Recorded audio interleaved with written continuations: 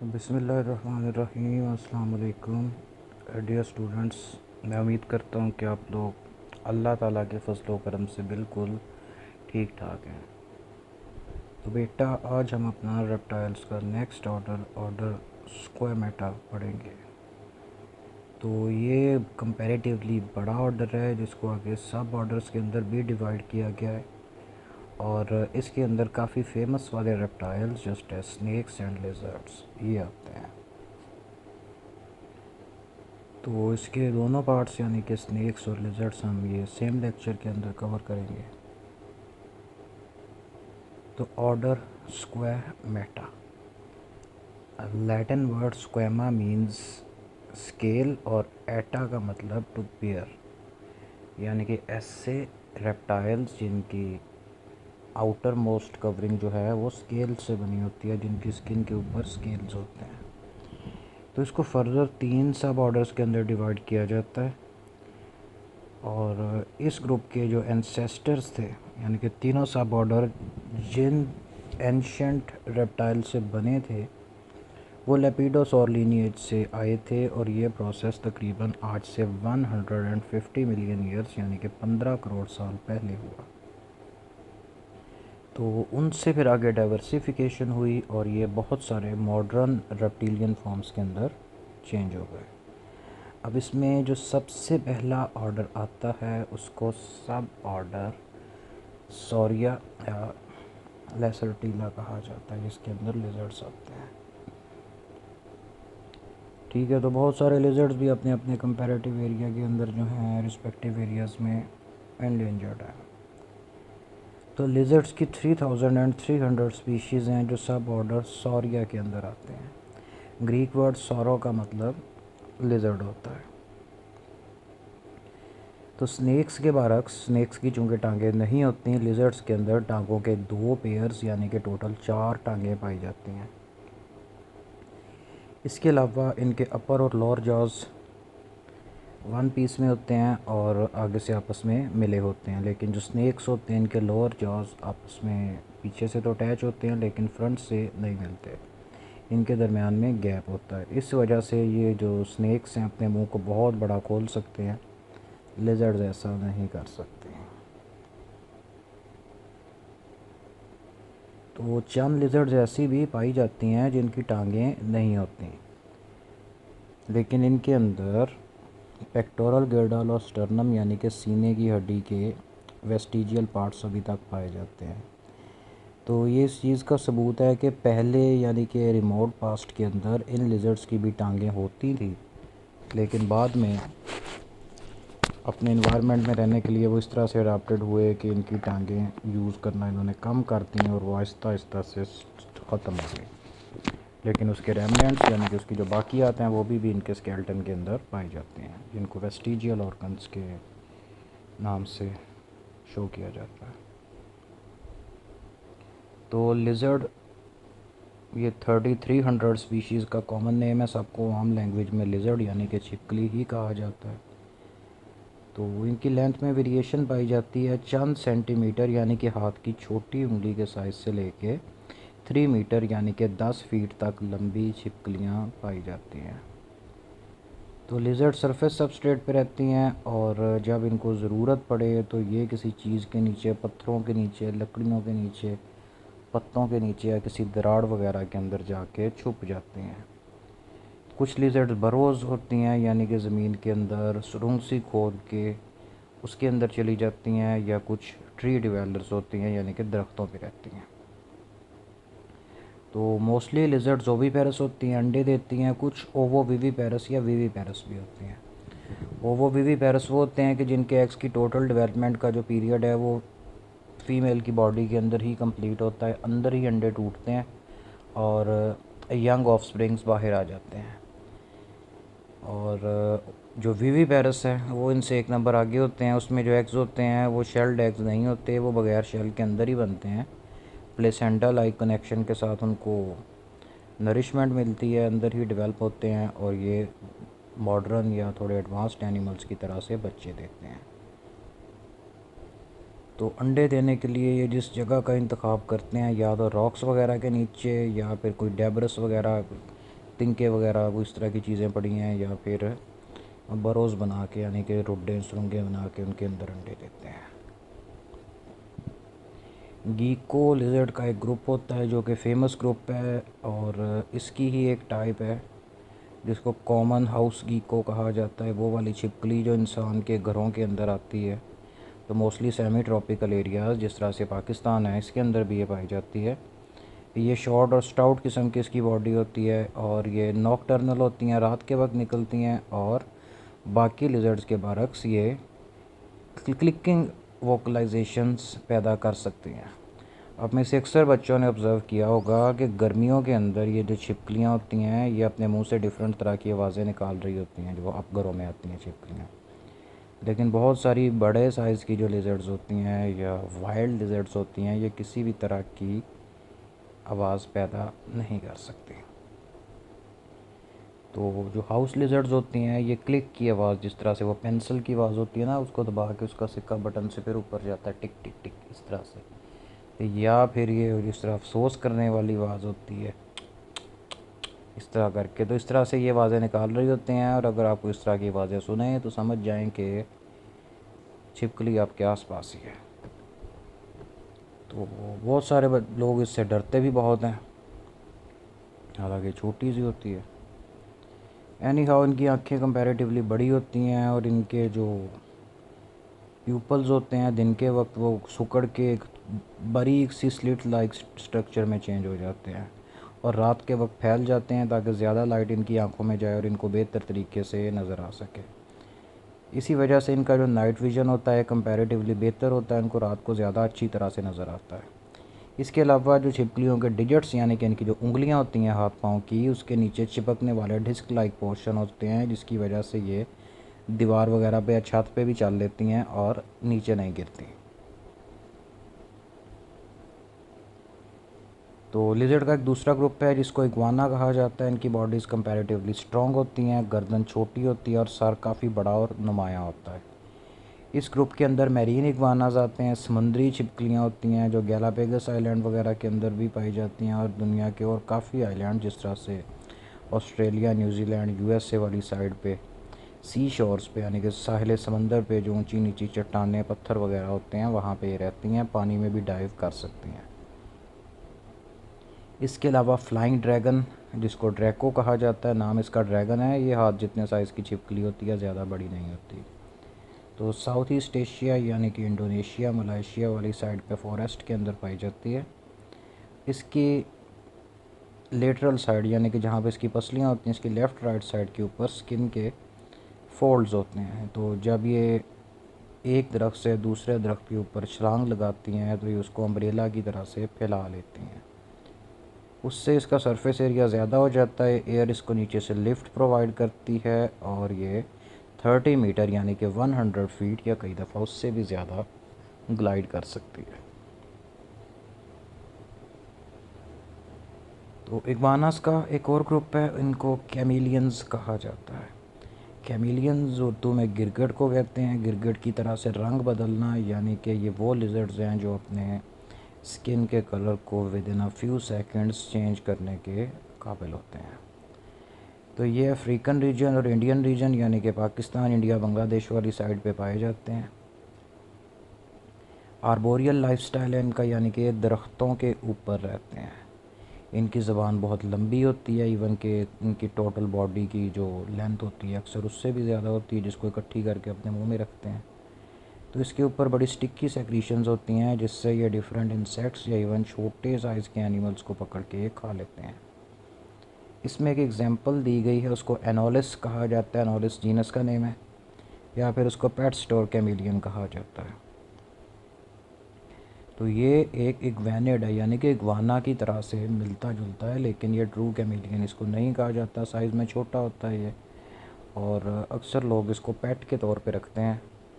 आपने अक्सर videos Facebook पे, इंस्टाग्राम पे देखी होंगी कि लोगों ने एक छोटा सा गिरगिट वो पानी को पकड़ रहा होता है, या उसको जिस कलर की पेंसिल पकड़ाते हैं अपना कलर वैसा ही कर लेता है। तो इसको डिफरेंट कंट्रीज़ में पेट के तौर पे भी रखा जाता है।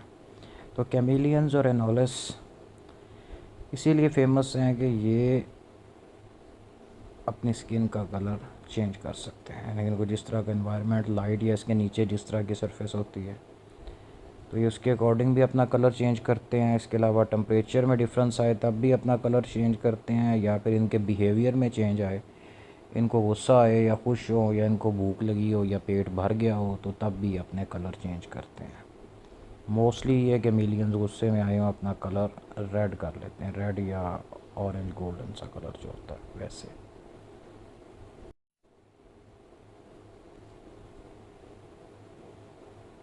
उसके बाद अगला ग्रुप आता है वेनमस लिजर्ड्स का, यानी कि वो छिपकलियाँ जो जहरीली होती हैं। जहरीली का मतलब ये है कि इसके काटने से कोई दूसरा जानवर या बंदा मर जाता है। तो ये सिर्फ एक ही है, इसको कॉमन वर्ड्स के अंदर गिला मॉन्स्टर कहा जाता है, और इसका जो साइंटिफिक नेम है ये हेलोडर्मा सस्पेक्टम है।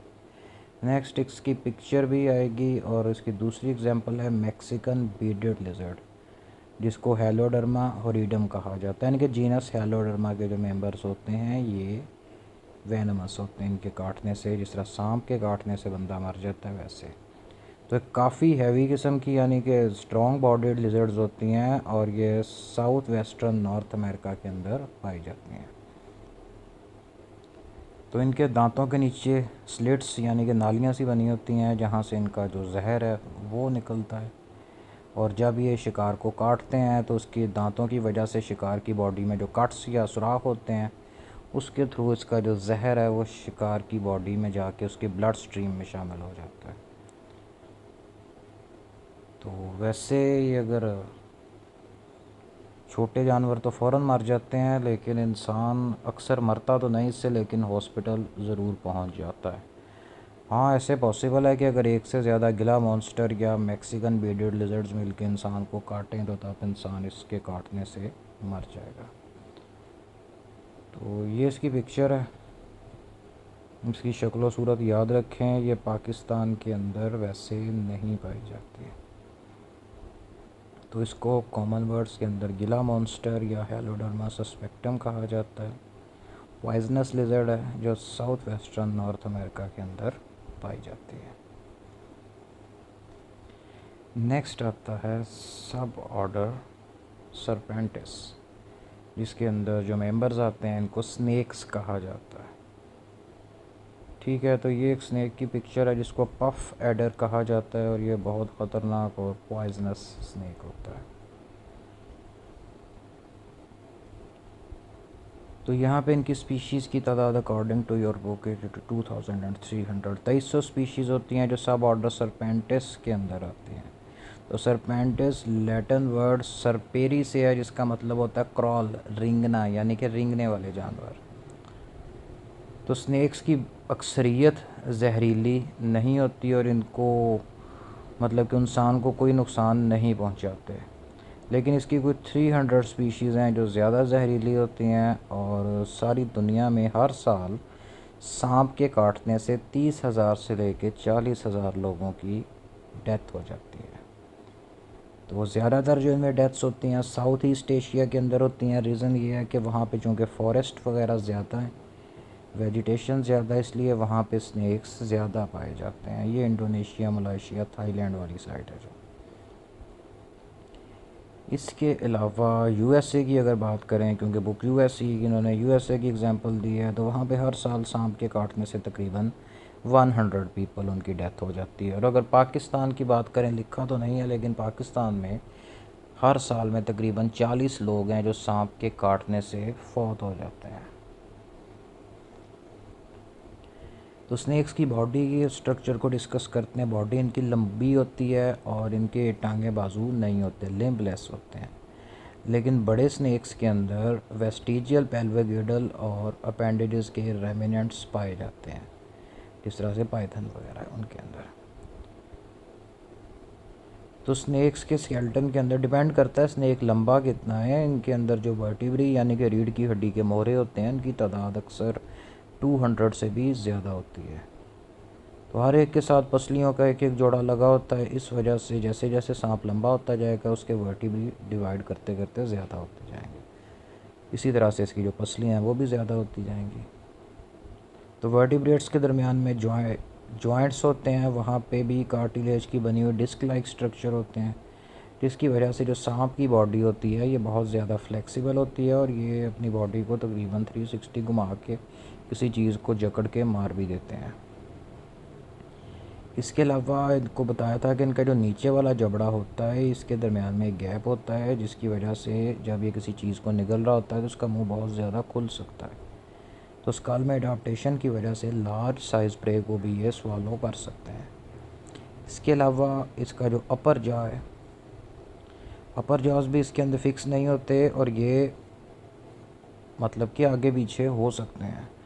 ये तब हेल्पफुल होता है जब सांप किसी बहुत बड़े साइज़ की चीज़ यानी कि अपने से बड़े डायामीटर की चीज़ को निगल रहा है, जैसे कि एक स्टैंडर्ड साइज़ का सांप है वो किसी परिंदे को जिस तरह मुर्गे वगैरह को खा रहा है। तो तब ये होता है कि अपने दांत फंसा फंसा के उसके गोश्त के अंदर और उसको अपने अंदर को खींचना शुरू कर देता है। इसके अलावा अपर और लोअर जॉज होते हैं ये आपस में लूजली जॉइंट होते हैं, मतलब ये कि या अपना ये एट अ टाइम ऊपर वाला आधा जबड़ा या नीचे वाला आधा जबड़ा उसको शिकार की बॉडी पे आगे को मूव कर सकता है। और मैं आपको इससे रिलेटेड कोई वीडियो सेंड कर दूंगा, उसके बगैर आपको प्रोसेस समझ नहीं आएगा।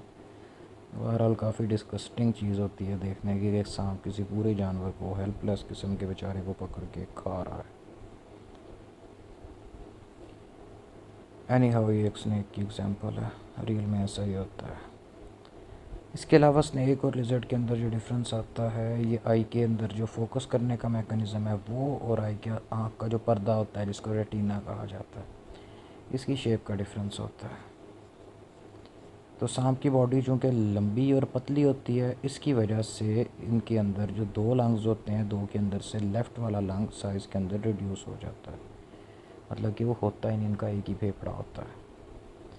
इसके अलावा इनका जो गॉल ब्लैडर और राइट किडनी है वो भी अपनी जगह पे नहीं होते, और इवन कुछ स्नेक्स के अंदर जिनकी बॉडी ज़्यादा पतली और ज़्यादा लंबी होती है इनके गोनैड्स, ओवरीज और टेस्टिस वगैरह भी अपनी जगह से काफ़ी हटे हुए होते हैं। मतलब कि सारी चीज़ें एक दूसरे के पीछे एक सीधी लाइन के अंदर आ जाती हैं। अच्छा, तो अक्सर जो स्नेक्स होते हैं वो ओवीपेरस होते हैं, लेकिन कुछ स्नेक जिस तरह से न्यू वर्ल्ड का मतलब होता है USA America, new world Boaz और जो गार्टर स्नेक्स होते हैं, गार्टर स्नेक आपने क्लासिफिकेशन में देखा था जो रेड ब्लू कलर का बड़ा फैंसी सा एक स्नेक था वो गार्टर होता है। तो ये बच्चे देते हैं। इसके अलावा कॉटन माउथ और एडर वगैरह भी बच्चे देते हैं, और आपने यही स्लाइड्स के शुरू में गोल्डन कलर के कॉइन पे स्नेक बना देखा था जिसका नाम आपको पफ एडर बताया था, लिखा भी हुआ है उसके ऊपर, वो भी बच्चे देता है। अच्छा बेटा, तो ये जो रेड कलर में लिखा हुआ है तो ये एवोल्यूशनरी पॉइंट ऑफ व्यू से रिलेटेड चीज़ है, इस वजह से इटैलिक्स में है और इसको मैं डिफरेंट कलर में किया है। तो जोलॉजिस्ट स्नेक के एवोल्यूशनरी ओरिजिन के स्नेक बने कहाँ से हैं, किस ग्रुप से बने हैं, इसके ऊपर काफ़ी बहस करते हैं। जो स्नेक्स के पुराने वाले फॉसल मिलते हैं ये 13.5 करोड़ साल पुराने क्रस्टेशियन पीरियड के, सॉरी क्रिटेशियस पीरियड के जो डिपॉजिट है यानी कि उस दौर की रॉक्स हैं वहाँ से मिलते हैं। तो कुछ जोलॉजिस्ट ये बिलीव करते हैं कि जो शुरू वाले स्नेक थे ये बरोवर्स थे, यानी कि ज़मीन में सुरंगें बना के रहते थे। लॉस ऑफ अपेंडेजेस यानी कि इनकी जो टांगें ख़त्म हो गई, इनकी आई स्ट्रक्चर के अंदर चेंज आ गया। तो ये इसी वजह से आया चूँकि ज़्यादा टाइम अपना ज़मीन के नीचे गुजारते थे और वहीं बैठे रहते थे, इस वजह से अपनी टांगें भी यूज़ नहीं करते थे, और नीचे चूँकि अंधेरा होता है इस वजह से इनकी जो नज़र और इनकी आँख का इंटरनल स्ट्रक्चर है वो भी चेंज हो गया। तो यही प्रोसेस सिसिलियन के अंदर हुआ था जो हमने पिछले चैप्टर में पढ़े थे, एम्फीबियंस के रिलेटिव्स उनको सिसिलियंस कहते हैं। उनमें भी ऐसे ही था कि टांगें ख़त्म हो गई, बॉडी इलोंगेटेड हो गई, आँखें रिड्यूस होती होती बिल्कुल ख़त्म हो गई। इसके अलावा एक इसमें केस और भी हो सकता है, वो ये कि कुछ जोलॉजिस्ट ये बिलीव करते हैं कि जो स्नेक की अर्लीस्ट फॉर्म थी यानी कि शुरू वाले स्नेक थे वो थे पानी में रहने वाले, यानी कि एक्वेटिक थे सारे, और एक्वेटिक इन्वायरमेंट के अंदर बहुत सारी ना वेजिटेशन यानी कि पानी के अंदर जिस तरह से green algae, brown algae, kelps वगैरह होते हैं, एक्वेटिक प्लांट्स भी होते हैं। तो उसके अंदर से जब ये तैर तैर के गुज़रते थे तो टांगें इनके तैरने में और उसमें मूव करने में रुकावट पैदा करती थी, फंस जाती थी वेजिटेशन में। इसलिए इनकी टांगें रिड्यूस हो गई ताकि ये फ्रीली वहाँ से मूव कर सकें, और यही कैरेक्टर फिर उसके बाद मॉडर्न स्नेक्स के अंदर भी ट्रांसफ़र हो गया। ठीक है, तो ये पाकिस्तान के 4 फेमस स्नेक्स हैं जो यहाँ पे दिखाए गए हैं। टॉप लेफ़्ट के ऊपर है संगचूर, जिसको कॉमन क्रेट कहा जाता है, इंतहाई पॉइजनस है। टॉप राइट के ऊपर ब्लैक कोबरा है, जिसको साइंटिफिक नेम नाजा नाजा कहा जाता है। उसके बाद बॉटम लेफ़्ट के ऊपर अजदहा, जिसको इंडियन रॉक पाइथन कहा जाता है। और बॉटम राइट के ऊपर कोड़ियाला सांप, जो कि वाइपर स्नेक होता है। तो इसमें से पाइथन को निकाल के, यानी कि बॉटम लेफ़्ट को निकाल के, बाकी तीनों इंतहाई जहरीले होते हैं, बंदा इनसे मर जाता है। अब इसका बेटे अगला जो सब ऑर्डर है, इसको कहते हैं सब ऑर्डर एम्फिस्बीनिया, और इसके मेंबर्स को कहा जाता है वर्म लिजर्ड्स। तो सब ऑर्डर एम्फिस्बीनिया के अंदर तकरीबन 135 स्पीशीज़ आती हैं। एम्फिस्बीनिया, तो ग्रीक वर्ड एम्फी का मतलब होता है डबल, बीन का मतलब होता है वॉक, मतलब डबल वॉकिंग मैकेनिज़्म। तो ये भी बरोइंग लाइफस्टाइल के लिए स्पेशलाइज्ड होते हैं, ज़मीन के अंदर बरोज़ यानी कि सुरंगें सी बना के रहते हैं। तो ये अफ्रीका के अंदर, साउथ अमेरिका के अंदर, कैरेबियन रीजन के अंदर और मिड ईस्ट के अंदर, ये इस तरह से दुबई, इराक वगैरह वाली साइड है, वहाँ पे पाए जाते हैं। तो इनमें से अक्सर लेगलेस होते हैं, इनकी कोई टांगें नहीं होती हैं। इनकी जो स्कल्स होती हैं वेज शेप्ड या शॉवल शेप, फावड़े की शक्ल की होती हैं या बेलचे की शक्ल की होती हैं, यानी कि तकरीबन तकोनी शक्ल की स्कल्स होती हैं। तकोनी स्कल्स इसलिए होती हैं, आगे से सिरा पॉइंटेड होता है कि इनको मिट्टी में वो सर घुसा के जब ये सुरंग खोदते हैं तो उस चीज़ में इनको आसानी हो। तो बाकी सभी वर्टिब्रेट्स एक तरफ, एम्फिस्बेनियंस एक तरफ, इनके अंदर एक बहुत बड़ा डिफरेंस है कि एम्फिस्बेनियन के अंदर जो ऊपर वाला जबड़ा होता है, इसके अंदर सिर्फ एक ही दांत होता है, जिसको मीडियन टूथ कहा जाता है, ऊपर वाले जबड़े के दरमियान में होता है। तो वो भी फीडिंग के अंदर यूज़ इसको नहीं करते, इसको सुरंगें खोदने के अंदर यूज़ करते हैं। तो ये फिगर 20.9 है, जिसके अंदर एक एम्फिस्बेनियन यानी कि वर्म लिजर्ड, इसका साइंटिफिक नेम एम्फिस्बेनिया एल्बा है। तो इसको 2 हेडेड स्नेक भी कहा जाता है, क्योंकि बॉडी का इंटीरियर और पोस्टीरियर पार्ट एक ही तरह का, एक ही थिकनेस का है, लेकिन ये टेक्निकली स्नेक नहीं है और ना ही ये जहरीला होता है। तो एम्फिस्बेनियन की स्किन्स के ऊपर भी रिंग लाइक फोल्ड होते हैं, इनको भी एन्यूलाई कहा जाता है। और ये आपने याद रखना है कि सबसे पहले ये आपने केंचुए के अंदर पढ़े थे, फाइलम एनिलिडा, केंचुए जोंके, उनके अंदर एन्यूलाई होते हैं। उसके बाद जब आपने एम्फीबियंस पढ़े थे, उसमें देखे थे आपने, तो उनको भी एन्यूलाई कहा जाता है, जो सिसिलियंस के अंदर थे। और उसके बाद अब ये तीसरी जगह एम्फिस्बेनियंस के अंदर भी आए हैं, और इनको भी एन्यूलाई ही कहा जाता है। तो ये इसकी बॉडी वॉल यानी कि इसकी खाल के साथ लूजली अटैच होते हैं।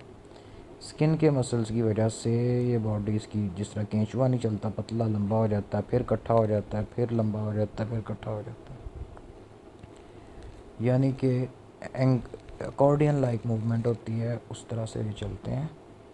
और ये दोनों डायरेक्शंस में है, यानी कि फॉरवर्ड और बैकवर्ड आसानी से चल लेते हैं, क्योंकि जो सुरंगें ज़मीन में खोदते हैं वो इतनी खुली नहीं होती कि उसके अंदर से यू टर्न लेके वापस मुड़ जाएं। इसलिए जब सुरंग के अंदर जाते हैं तो सीधे चलते हुए जाते हैं, और जब सुरंग से बाहर निकलते हैं तो रिवर्स चलते हुए सुरंग से बाहर निकल आते हैं।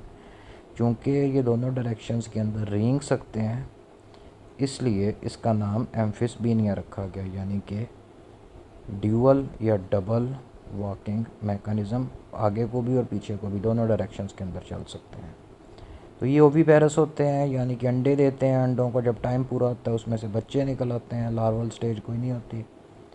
और डाइट के अंदर ये वर्म्स यानी कि केंचुए की तरह की चीज़ें, सुंडियाँ वगैरह और छोटे मोटे कीड़े मकोड़े खाते हैं। तो ये बेटा आप लोगों का ऑर्डर स्क्वामेटा और इसके तीनों सब ऑर्डर्स कंप्लीट हो गए। इससे रिलेटेड आप में से किसी बच्चे को क्वेश्चन हो तो वो मेरे से पूछ सकता है। Thank you very much and अल्लाह हाफिज़।